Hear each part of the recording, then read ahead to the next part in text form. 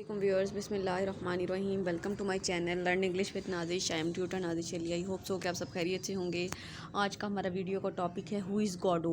Godot जो है एक करैक्टर है वेटिंग फॉर गॉडो, जो ड्रामा है सैमुअल बेकेट का, उसमें जो एक करैक्टर है अनआइडेंटिफाई है। इसके बारे में किसी को कोई पता नहीं है। काफ़ी जो है इंटरप्रिटेशंस इसके बारे में कायम की गई हैं कि गॉडो असल में है कौन है, ये कोई बंदा है भी है या नहीं है। तो कि डिफरेंट क्रिटिक्स का, डिफरेंट लोगों की जो है ना डिफरेंट ओपिनियन है इस बारे में। The question that who is Godot is one of the greatest novels of the modern literature। कि मॉडर्न लिटरेचर में जो है ना ये बहुत बड़ा कन्फ्यूजन है। A character that appears briefly और does not appear at all. कि ये करेक्टर है जिसकी इतने पूरे ड्रामा में इसके बारे में ही बात की जा रही है और किसी को ये पता नहीं है कि ये वाकई जो करेक्टर है ये जो वाकई ही इसके कोई वजूद है भी है या नहीं है। हैज़ अ सिग्निफिकेंट प्रेजेंट के मतलब पूरे ड्रामा में इसी को अहमियत दी गई है, इसी का वेट किया गया है।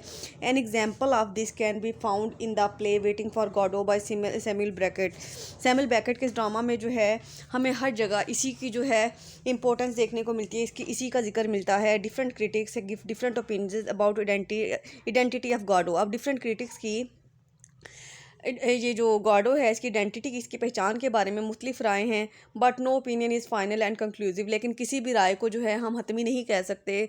Beckett own remarks about this issue is very ambiguous. यानी इसको जिस गॉडो के बारे में जिस राइटर ने, जिस ड्रामाटिस्ट ने, सैमुअल बेकेट ने जिसने लिखा है, उसको खुद नहीं पता कि गॉडो है कौन है।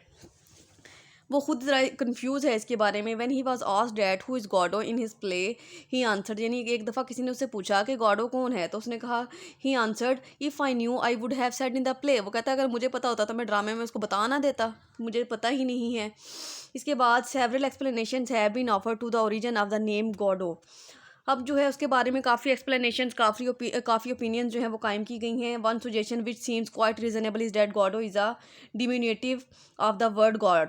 अब वो कहता है कि अब जो है ना हो सकता है, कुछ लोग कहते हैं कि ना गॉडो का जो है ना वर्ड, वो उसने सैमुअल बेकेट ने गॉड जो वर्ड होता है ना उससे लिया हो, गॉड को थोड़ा सा चेंज करके जो है ना उसका अल्टरनेट के तौर पे गॉडो को यूज़ किया हो।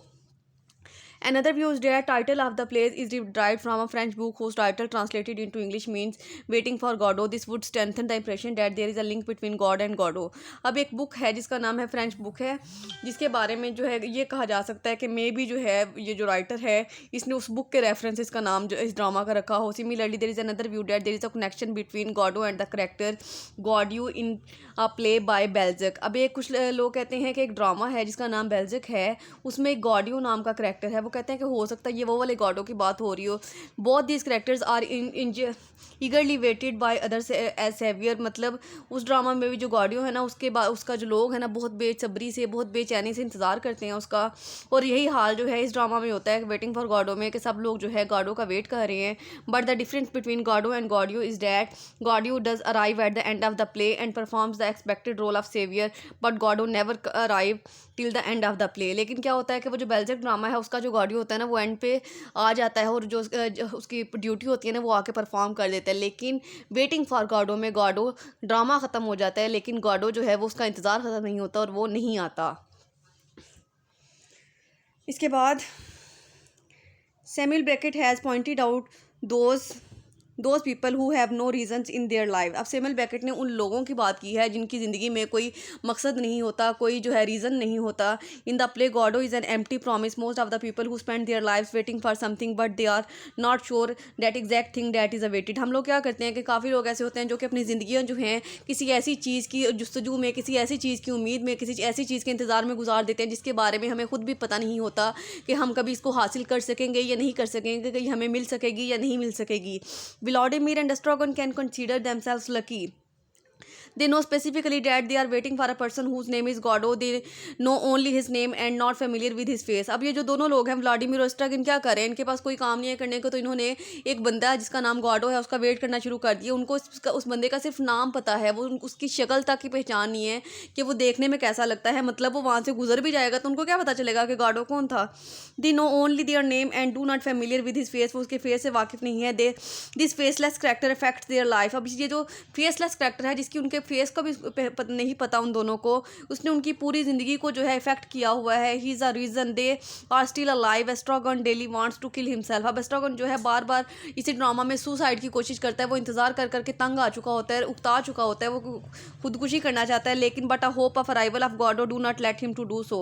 लेकिन उन्हें एक उम्मीद होती है कि हो सकता है कि अब गॉडो आ जाए, हो सकता है व्लादिमीर जो है उसका हौसला देता रहता है कि नहीं अभी हमें खुदकुशी नहीं करनी चाहिए, गॉडो आ जाएगा। मतलब ये जो गॉडो का जो करैक्टर है उनके लिए ज़िंदगी की एक उम्मीद बना हुआ है। इसके बाद देखिए, the existence of God is ambiguous, the belief of his existence keep to people from killing themselves yet killing in a ditch. अब ये जो उसकी जो एग्जिस्टेंस है वो गॉडो का कोई वजूद है या नहीं है, ये बात अभी कंफ्यूजिंग है। इसके बारे में कुछ भी कंफर्म नहीं कहा जा सकता कि गॉडो है भी या नहीं है। लेकिन इसने जो है दो लोगों को मरने से, उनकी ज़िंदगी की वजह बना हुआ है, उनको मरने से, उनको खुदकुशी करने से रोका हुआ है। It keeps them away from the places where they want to go and at the same time it keeps them together. इसके अलावा यानी वो लोग जो हैं जहाँ पे जाना चाहते हैं, उन्होंने आगे भी कहीं जाना होगा, लेकिन वो वहाँ से नहीं हिल रहे कि हम कब ये ना हो कि हम चले जाएं और गार्डो यहाँ पे आ जाए। इसके अलावा और वो जो हैं यानी फिर काफ़ी दफ़ा वो ड्रामे में डिस्कस करते हैं कि हम अलहदा हो जाते हैं, मैं चला जाता हूँ, एक कहता है कि मैं चला जाता हूँ। तो लेकिन उनको इकट्ठा रखा हुआ है ये गार्डो नाम के करैक्टर ने कि वो एक दूसरे को छोड़ नहीं रहे, कि हम दोनों जो है इकट्ठे मिल के जो है गार्डो का वेट करते हैं। This belief serves the most important function, it gives purpose to their lives. Vladimir questions the boy about Mr. Gordo and learns that he does nothing. On being told he has a beard, Vladimir asks, अब जो है एक लड़का जो है ना उससे पूछता है कि ना ये गार्डो के बारे में तुम क्या जानते हो। वो कहता है कि मैं कुछ नहीं जानता है। कि फिर वो ना उससे उसके ना पूछता है कि ना उसके पेरेंट्स के बारे में बात करता है, तो वो उसको पता ही नहीं है कि वो उसको कभी देखा ही नहीं है, तो कैसे बता सकता है। कभी वो कहता है कि फेयर, कि यानी उसका कलर अच्छा होगा या वाइट होगा, तो और फिर वो थोड़ा सा हेजिटेशन होती है और हेजिटेट्स, और ब्लैक, वो कहता है कि फेयर होगा या ब्लैक होगा, मतलब उसके कलर तक का नहीं पता उनको, और वो वेट कर रहे हैं। The boy thinks that it is white which Vladimir claims Christ may have mercy on us. अब वो जो है ना वो इतने तंग आ चुके हैं कि वो कहता है कि जो हमारा क्रिस्ट है ना वो हम पे कोई रहम करेंगे। God also has symbolically meaning on him. The readers of the play symbolizes him to God, but Beckett himself vehemently does all his life saying, वो कहता है कि ना यानी कुछ लोग कहते हैं कि ये जो गॉडो है ना ये गॉड के बारे में बात हो रही है। तो इसका रिप्लाई जो है सैमुअल बेकेट ने इन वर्ड्स में किया, if Godot I had meant God I would have said God not Godot. वो कहता है कि अगर मैंने ड्रामा में गॉड का जिक्र करना होता तो फिर मैंने वर्ड गॉड ही यूज़ करना था, मैंने गॉडो तो ना यूज़ करता। कि वो कहते हैं मैंने तो गॉडो का वर्ड यूज़ किया है, तो इसका मतलब ये है कि गॉडो की बात हो रही है, गॉड की बात नहीं हो रही। To conclude the discussion about the identity of God, we can say that different interpretations about God are not solid and embodiment in real sense, but it can be said that it is a hope for people who have no meaning and reason in their life. Only this name is a source of life for them. कि इसकी जो identity है वो बिल्कुल ambiguous है, उसके बारे में कुछ नहीं कहा जा सकता कि गॉडो जो है कौन है, कोई है भी है इंसान के नहीं है, लेकिन सिर्फ ये है कि ये लोगों के जीने की उम्मीद बना हुआ है।